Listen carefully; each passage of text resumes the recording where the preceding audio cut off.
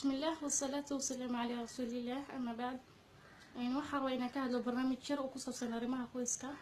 Daba socdana clipkii hore aad daawateen ee ku saabsanaa social media ama waqti la qaado lamaanahaaga, taasi oo aan kaga hadlay doorka ay ka ciyaari karaan dumarka Soomaaliyeed iyaga oo social media isticmaali karo haddana in ay u isticmaalaan si nidaam leh, reerahoodana ay ka warhayaan, raggooda iyo ilmahoodana ay daryeelaan. Kinna wuxuu ku saabsan yahay wiilasha Soomaaliyeed sidee adigoo social media isticmaali karo aadadana u isticmaali aadan reerkaada waqti la qaadan kartaa. Runtii bulshadeena Soomaaliyeed waxa aad iyo aad ugu soo tanbatay bayaan ugu soo tiro batay furiinkii dhalinyarada Soomaaliyeed oo isfaham la'aan iyo ay ku dhacday in social media ay u isticmaalaan si khalad reerahoodii iyo mustaqbalkoodina ay hilmaameen. Runtii wiilasha Soomaaliyeed hadda wax arkaysa wiil Soomaaliyeed reerkiisa hadda yimid maanta shaqo ku maqnaa xilligii uu reerkiisa waqti la qaadan lahaa, ilmihiisa waqti la qaadan lahaa, xaaskiisa waqti la qaadan lahaa, ula sheekaysan lahaa bal xaaladey maanta ku sugneed, caafimaadkeeda siduu ahaa, ilmaha siday ahaayeen, maalintaada siday ku ahayd, uu dhihi lahaa inuu ku mashquulsan yahay taleefon oo uu maanta dhisa u eegayo social mediaha ama uu eegayo shaashada TV-ga oo uu fiirsanayo ciyaar.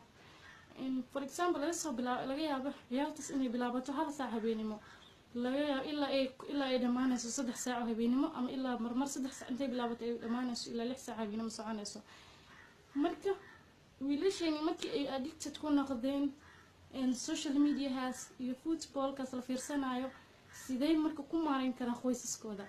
waa in xaaskaada waqti la qaadataa, waa in ilmahaada waqti la qaadataa, sababtoo maanta dhawaa maqaneed guriga waa ka maqaneed waxaa joogtay xaaskaaga Ilaahay ku daayo oo aad u qurux badan, way isu ka diyaarisay, cuntay karisay, gurigiiba carfisay, ilmihiiba taagtay masha Allah.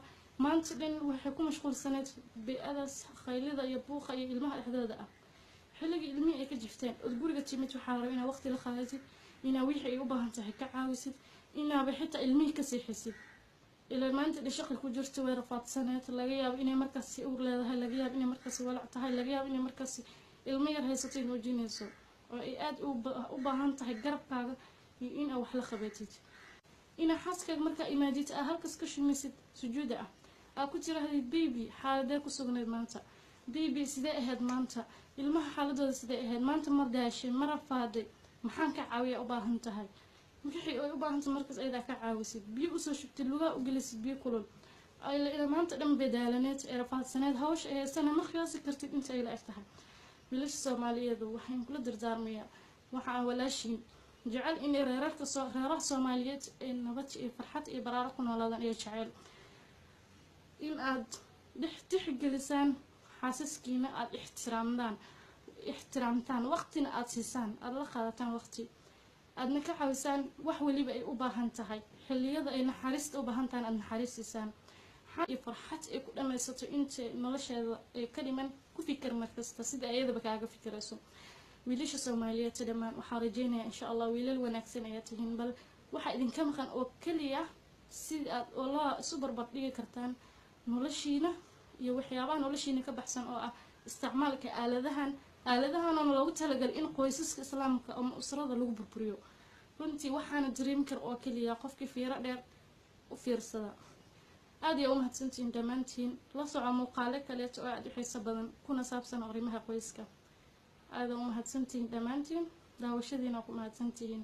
Assalaamu calaykum waraxmatullaahi wabarakaatuh.